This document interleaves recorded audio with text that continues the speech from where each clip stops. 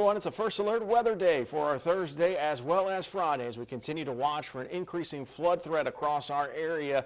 Not dealing with a severe weather threat. This is simply going to be heavy rainfall, and it could be persistent at times, causing for some increasing water levels and elevated flood threat right now, impacting portions of our area. Here is a look at the flood concern map in terms of the outlook. We've got a flood watch that remains in place for areas along and south of the interstate corridor.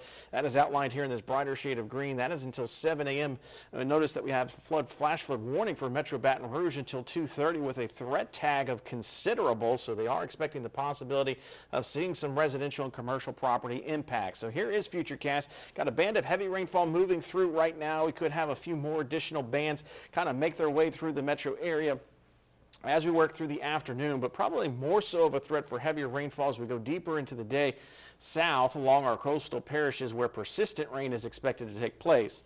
We'll see off and on showers going into the evening and overnight should limit the amount of heavy rainfall across our area.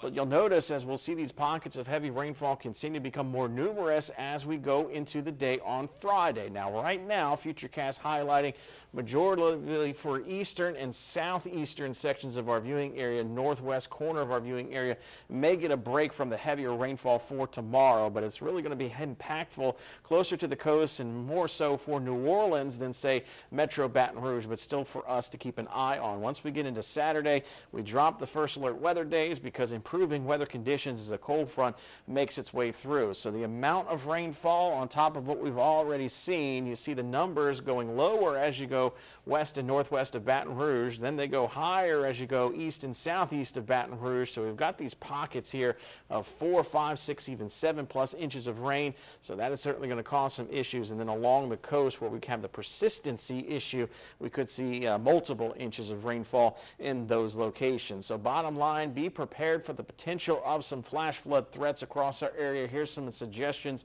on how to kind of keep in mind as we could see very heavy rainfall in a very localized area, and that can certainly cause some flash flood concerns. So urban environments, parking lots, side streets, low-lying areas near creeks and streams, poorly drained areas most at risk of seeing the standing water.